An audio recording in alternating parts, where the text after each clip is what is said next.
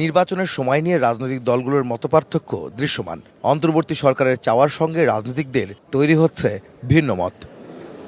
ডিসেম্বরের মধ্যে নির্বাচন চায় বিএনপি, তবে এই দাবিকে অগ্রাহ্য করা হচ্ছে বলে অভিযোগ করেছেন দলটির নেতারা। জাতীয় প্রেস ক্লাবে শহীদ রাষ্ট্রপতি জিয়াউর রহমানের ৪৪তম শাহাদাত বার্ষিকী উপলক্ষে জিয়া পরিষদের আলোচনা সভায় বিএনপির স্থায়ী কমিটির সদস্য আমির খসরু মাহমুদ চৌধুরী বলেন, অনিবন্ধিত কয়েকটি রাজনৈতিক দল নির্বাচন চায় না। অন্তর্বর্তী সরকার কি বলল তাতে কিছু যায় আসে না উল্লেখ করে বলেন, নির্বাচনের মাধ্যমে জনগণের সরকার প্রতিষ্ঠাই বিএনপির লক্ষ্য। আমার মাথা ব্যথা আছে, আমি একটা নির্বাচিত সরকার দেখতে চাই। আমি একটা নির্বাচনের মাধ্যমে বাংলাদেশের গণতন্ত্রের পুনঃপ্রবর্তন চাই। একই দিন ডিপ্লোমা ইঞ্জিনিয়ার্স ইনস্টিটিউশন মিলনায়তনে কৃষক দলের আলোচনায় বিএনপির আরেক স্থায়ী কমিটির সদস্য সালাউদ্দিন আহমদ বলেন, যারা নির্বাচন চায় না তারা বিএনপি নেতাদের সমালোচনা করছে। ডিসেম্বরের পরে নির্বাচন আয়োজনের যুক্তি সরকারকে পরিষ্কার করার আহ্বান তার। ২রা জুন দ্বিতীয় দফায় আলোচনার জন্য ডক্টর ইউনূস বিএনপিকে আমন্ত্রণ জানিয়েছেন বলেও জানান তিনি।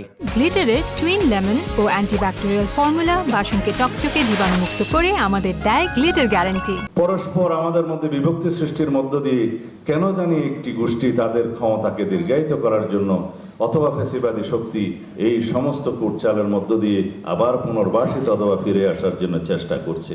আগামী ২ তারিখ আবার ডেকেছে আমাদের মাননীয় প্রধান উপদেষ্টা।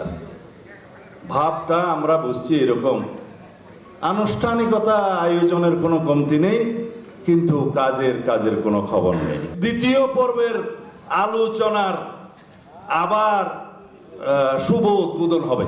কেন উদ্বোধন কয়বার করতে হয়? এই সংস্কার নিয়ে আবার কতবার উদ্বোধন করবেন? প্রথম পর্যায়ের একবার উদ্বোধন করেছেন আলোচনা, দ্বিতীয় পর্যায়ে আবার উদ্বোধন করবেন, তৃতীয় পর্যায়ে গিয়ে আবার আপনারা এটা একত্রিত করবেন। এইভাবে আপনারা আমাদেরকে সংস্কারের কলা দেখাচ্ছেন। নির্বাচন বিলম্বিত হওয়ার একটিও কারণ নাই, আপনার সামনে যুক্তি নাই। কেন আপনি ডিসেম্বরের বাইরে যেয়ে নির্বাচন দিবেন সেটার পক্ষে একটিও যুক্তি নাই। আসর করেছে আপনার যে ডিসেম্বর থেকে জুনের ভিতরে এর মধ্যে বলতে থাকতে হবে, ডিসেম্বরের আগেই নির্বাচন দিতে হবে, বাংলাদেশের মানুষের দাবি। দিবসটি উপলক্ষে যাত্রাবাড়িতে গরিব দুস্থদের মাঝে খাবার বিতরণ অনুষ্ঠানে বিএনপি নেতা মির্জা আব্বাস বলেছেন, নির্বাচন নিয়ে জাতিকে ব্ল্যাকমেইল করছে একটি মহল।